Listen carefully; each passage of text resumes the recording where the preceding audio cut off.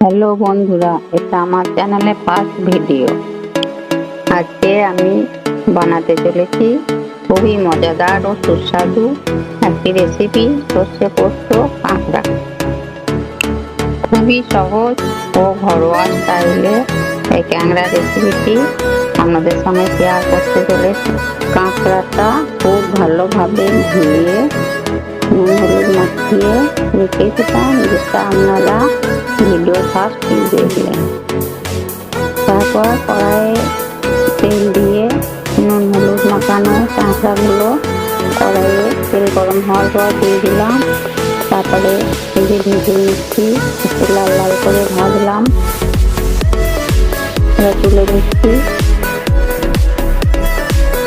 এবার নুন হলুদ মাখানো আলু রেখেছিলাম, সেগুলো দিলাম একটু ভাজতে।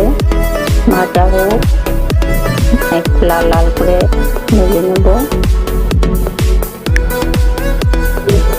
তারপরে তেল দিলাম, পেঁয়াজ, কালো জিরে পেঁয়াজ দিলাম, নাড়ছি। নেড়ে নিয়ে একটু পেঁয়াজগুলো লাল লাল মতো ভাজা হোক, একটু লাল লাল মতো হয়ে যাক। পেঁয়াজটা লাল লাল করে ভেজে নেওয়ার পরে পোস্ত বাটা দিলাম। তারপরে জিরে গুঁড়ো, ধনে গুঁড়ো, লঙ্কা গুঁড়ো দিয়ে এই যে পোস্ত থাকতে মশলাটা কষা হয়ে গেলে টমেটো দিলাম, হালকা করে ধনে পাতা দিলাম। তারপরে কষিয়ে নেবো। খানিকক্ষণ কষানোর পর এই যে তেল ছেড়ে এসেছে, দেখতে পাচ্ছেন বন্ধুরা, তেল ছেড়ে এসেছে।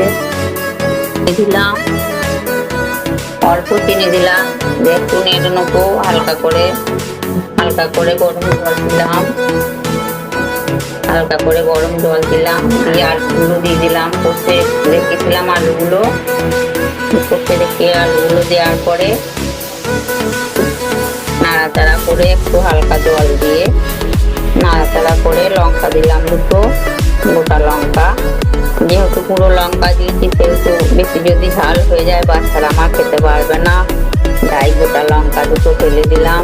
এবার ঝোলটা একটু ফুটে যাওয়ার পর ভেজে রাখা কাঁকড়াগুলো দিয়ে দিলাম, দিয়ে তারপর একটু হালকা করে ফুটিয়ে নেবো, ঢাকা দিয়ে দিলাম।